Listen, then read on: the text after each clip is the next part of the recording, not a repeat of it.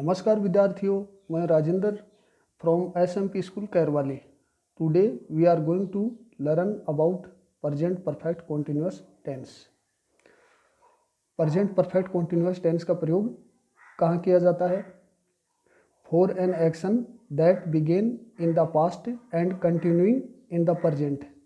ऐसी क्रियाओं के लिए जो पास्ट में शुरू होती है और वर्तमान में जारी रहती हैं, ऐसी क्रियाओं के लिए प्रेजेंट परफेक्ट कॉन्टिन्यूअस टेंस का प्रयोग किया जाता है। अब इस टेंस का सेंटेंस स्ट्रक्चर देखते हैं। पहले अफर्मेटिव सेंटेंस कैसे बनाया जाता है। सब्जेक्ट आता है शुरू में, फिर हैज़ हैव प्लस बीन लगता है। उसके बाद में वर्ब की फर्स्ट फॉर्म प्लस ING यानी वर्ब की ING फॉर्म लगती है मेन वर्ब के रूप में इस टेंस में। फिर ऑब्जेक्ट आता है, फिर सिंस फॉर प्लस टाइम यानी सिंस फॉर का प्रयोग वाक्य के लास्ट में होता है टाइम के लिए। अब आता है नेगेटिव सेंटेंस।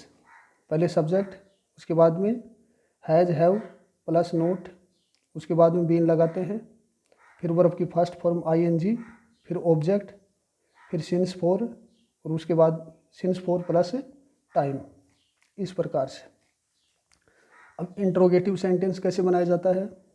हैज़ हैव वाक्य के शुरू में लगाते हैं, उसके बाद में सब्जेक्ट लिखते हैं, फिर बीन, फिर वर्ब की फर्स्ट फॉर्म ING, उसके बाद में ऑब्जेक्ट और लास्ट में सिंस फॉर प्लस टाइम। यानी सिंस फॉर का प्रयोग इस टेंस में बहुत ज़रूरी है समय को डिनोट करने के लिए।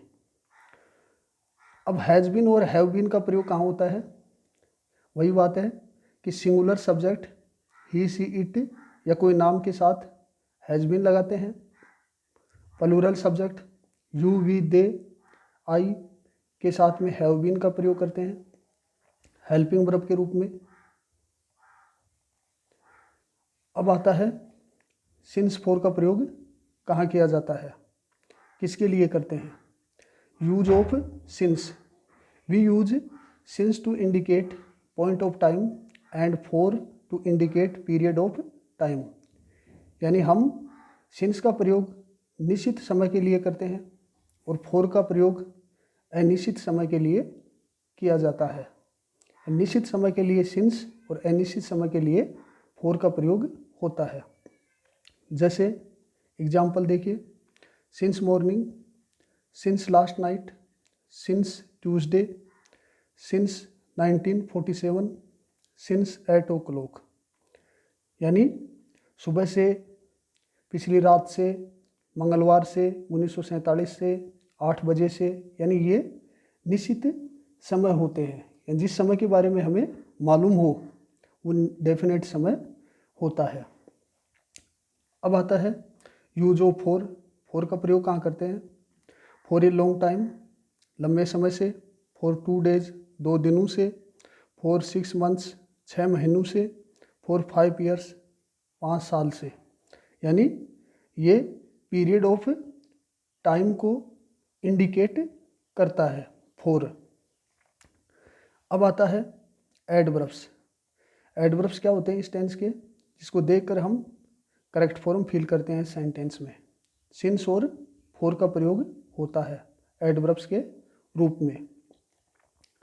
अब इस टेंस में जो मेन बात है वो है कि इसमें हेल्पिंग वर्ब क्या होती है इसकी, हैज, हैव, उसके बाद में बीन लगाते हैं।